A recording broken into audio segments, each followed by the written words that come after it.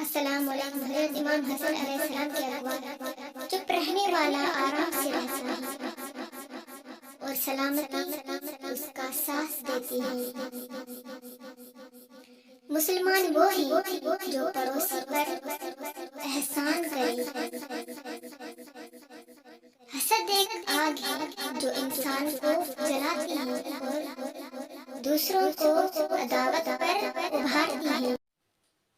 تکبر سے دین اور ایمان جاتا ہے، چنانچہ شیطان تکبر کی وجہ سے مردود اور ملعون ہوا۔ عابد وہی ہے جو اللہ تعالیٰ کی تقسیم پر راضی ہو۔ تین باتیں آدمی کو ہلاک کرتی ہیں: حسد، حرص اور تکبر۔